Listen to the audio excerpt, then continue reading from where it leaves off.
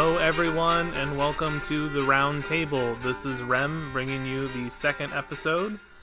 We have Warmaster Bacchus here to present the topic, Coming to a Park Near You, the next Elwrath.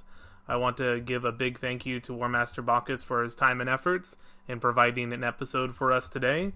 And without any further ado, here is Warmaster Bacchus. Good evening, foam fighting. This is Warmaster Bacchus coming to you today with today's podcast.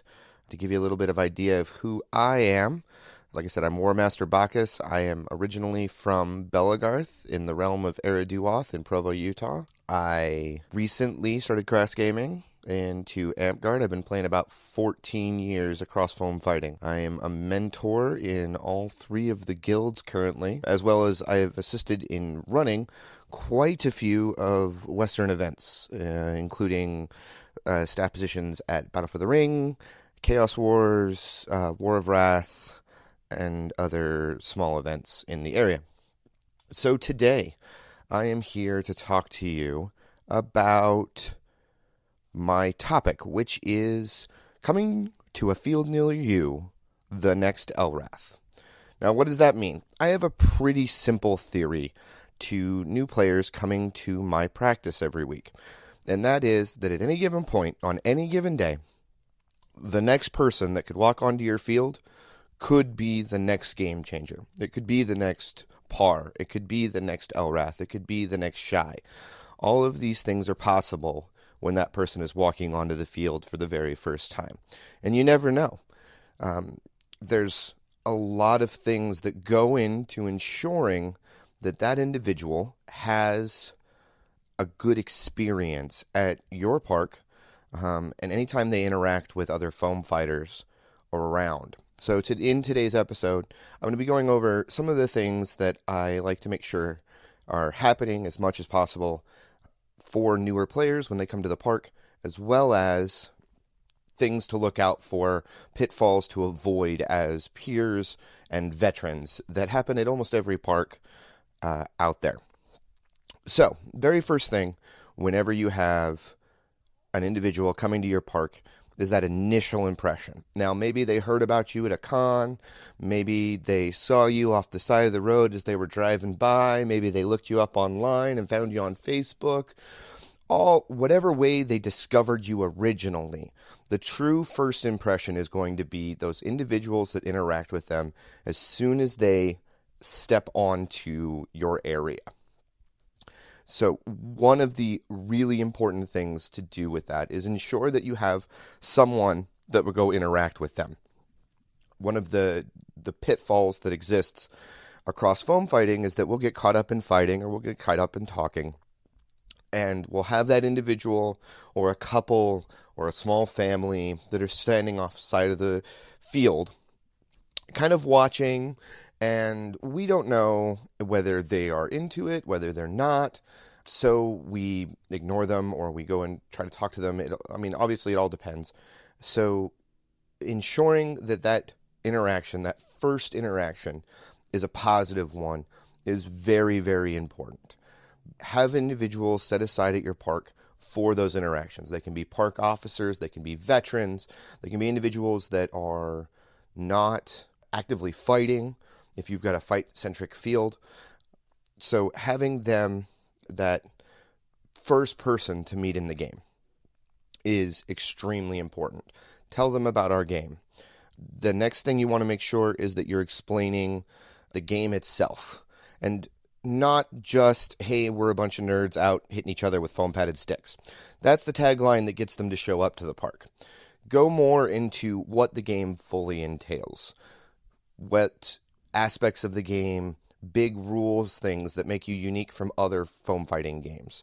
Activities that your group does other than other foam fighting games. Make sure you're talking about being inclusive in all of the different aspects that we have. We have, one of the things that I have seen an uptick of in the last few years is that with the addition of the guilds and the addition of them as peers and the path that they have created for peers, that we have a situation where individuals can come in, and if they're intimidated by the fighting right off the bat, they still feel like there's something they could wrap their head around.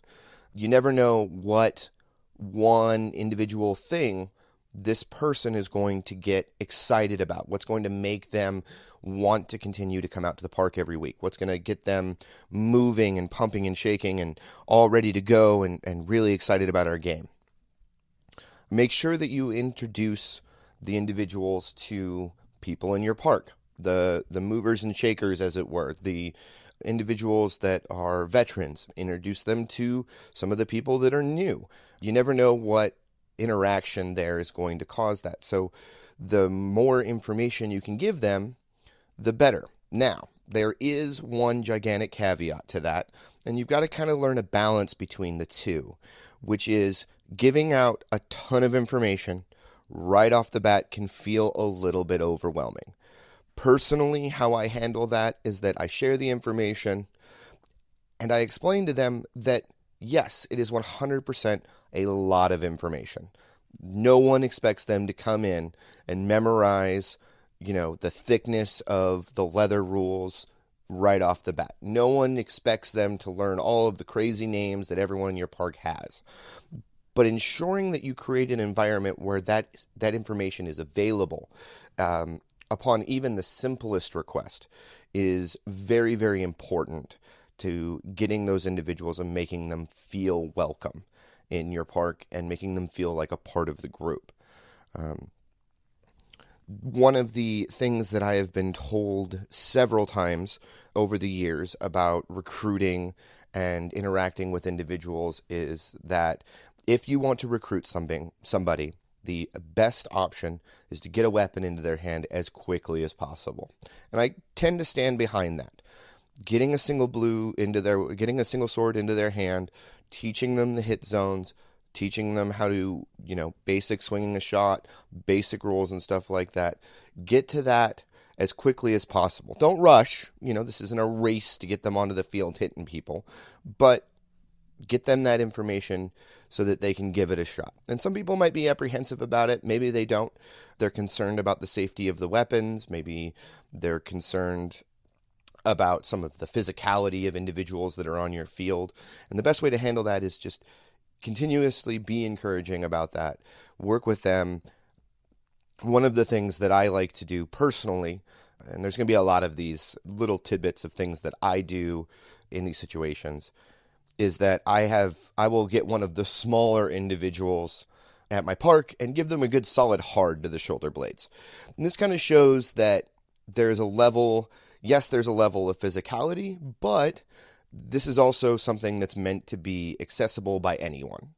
So if, this individual who appears to be smaller in stature can take this kind of hit, trust me, you'll be absolutely all right. I also like to give them the weapon and allow them to hit me as hard as they want. This is both a testament of kind of letting them see where the upper limits of their self is, and to show them what the weapons are padded for and how they are built to be protective. Get them that single sword. Get them, excited about being able to swing that sword. If they brought friends, allow them to fight each other. Ensure that you yourself, or the individual that's teaching them how to play the game, does in fact go in and fight them a few times themselves. You'd be amazed at how many really simple things can crop up in your first couple of fights, little things that we tend to take for granted, foot on ground, hand on weapon, depending upon how your park explains the game, that can be easily cleared up in just the first couple of fights. Now, the next aspect of this is, while these interactions are happening, you need to understand that at this point you are servicing that individual. You are there to teach them how to play the game. You are not there to show them that you are personally a badass. They can see the field. They can see individuals out there being badasses. You yourself in that situation are there to service the new players and teach them the basics of the game and encourage them in the game. It's not your goal to win. Now, does that mean patronize them? No. And as you spend time doing it, and you've done it a few dozen times, you'll find that middle of the ground where it's not patronizing, but they still feel like they're accomplishing something in that prospect, in that process of getting together. Now, personally, and this is completely up to your park, the way you run things, I like to attempt to keep my brand new fighters that are just stepping onto the field the first time to a single sword or sword and board or Florentine with a pair of shorter swords. I like to do that because it is the simplest, it is the most prevalent in most of our games, and to kind of give them an idea that they can see that with other people. That being said, you want to make sure that the other gear on the field is both explained as well as accessible for them to physically touch and interact with. I'm not saying send them out onto a field with a 9-foot glaive right off the bat. That would probably end poorly for several people. What you want to do, though, is have the opportunity for them to have that glaive off to the side and see what it looks like. See somebody fight with it. Same thing with archery. I absolutely love telling the story of my very, very first day. As contrary to everything that I've been saying, this is, I went onto the field, I went out with a single blue, and I sucked. Absolutely hated it. Got waffle stomped by everyone and their dog for an hour and a half. And I was on the brink of being done, just walking away for good. Hey, this wasn't my thing, cool. And there was an individual that had a bow and a set of arrows there that day. And I can 100% say that them allowing me to play with those arrows, to see how they worked within the game, to see how that aspect of the game is what kept me playing. I can almost guarantee that I would not be here as a peer doing a podcast for the community 14 years later if that individual hadn't had a bow on that table that one day. So having those items available for them to look at, for them to see and interact with are extremely important. Making sure that they are trained well before you put them on the field is obviously very, very important, safety first. But even if you're not going to allow them onto the field with that extra gear, with those support weapons on the very first day, having them available is very, very important. When it comes to weapons, personally, one of the things that I like to do is have some basic weapons for them to try out. Some shorter swords, maybe a few shields kicking around that are a part of your loner weapons for the park itself. Does that mean that someone's going to have to maintain them? Yes. However, having those available that maybe you put park dues towards kind of keeps the cost low for other people. On top of that, I highly encourage any veteran that has the means to ensure that you have 2 or 3 extra weapons with you. If that's an extra shield, if that's an extra sword, I even bring out a couple extra bows with some extra arrows when I go out personally. Have a red for them to try off to the side. But have those as a part of your personal arsenal. This does a couple of things for you. First, it makes them interact with you. It lets you read off of them if they want to try something, or if they want to see something specific, or if they want to try a different weapon. Maybe they're a big fan of massed weapons and they want that big, heavy, short mace. Or maybe you can tell that they're more of a finesse fighter, and that min weight 36-inch sword is the thing they're looking for. But having a few examples of that in your personal gear, it creates that interaction where they're asking you for it, where you're showing it to them. They respect it because it's coming from an individual, not from an organization. And they can kind of try out some higher quality weapons. Not to mention it just gives you a couple of backups if ever your stuff were to fail. So, we've got them checked out. We've got them explained. The game is explained. We get them out onto the field. As veterans, it is our responsibility to ensure that these individuals are having fun. I like to tell other archers that as archers, we are the guardians of people's fun sometimes. A great example was at Battle for the Ring. I 100% could shoot Batman every single fight. Well, I could try to shoot Batman. Man's very, very good. But I could go out on the field and I can continuously shoot and I could kill Batman every fight if that was my goal. But that's not really beneficial for his enjoyment of the game.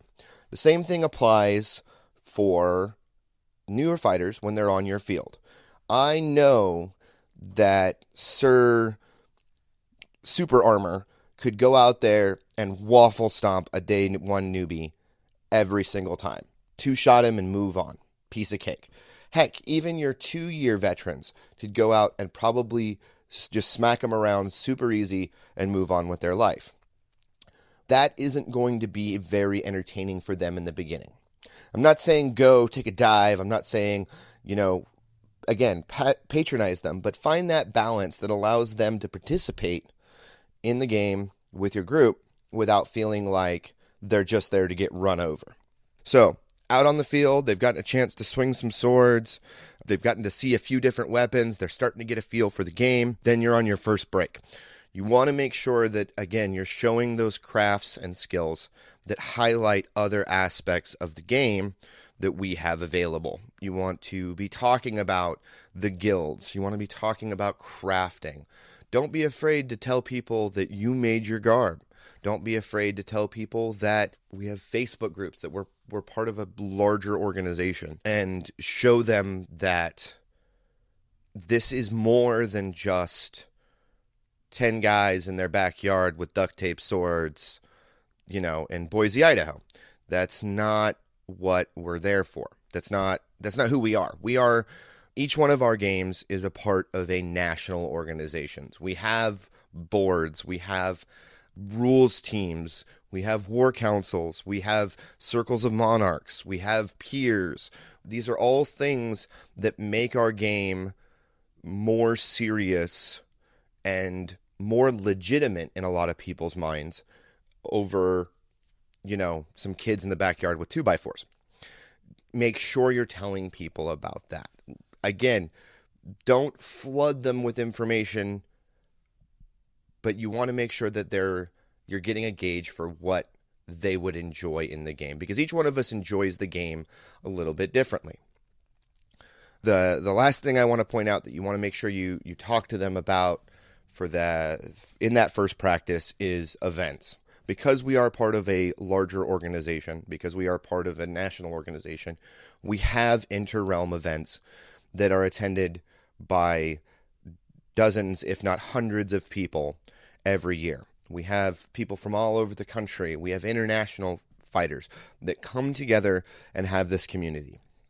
My first year in the game, my first 6 months in the game, Elwrath loved to talk about Chaos Wars ad nauseum, almost to the point where I resented events because it felt like the event was more important than the park day. I didn't get it at the time, but after my first major event, I did, and I was glad that he had prepared me by talking about those things, about attempting to get me excited about attending events. So, what does all of this mean? That was a basic rundown of just what it is to be in the game, how to bring that person in that very first time, how to interact with them, just some guides. The following, and this is more of a discussion section for, I want people's feedback, and feel free to message me because I love discussing this kind of topic, is the pitfalls and the traps that exist for peers within our own parks, and as they pertain to this particular topic, how it pertains to brand newbies.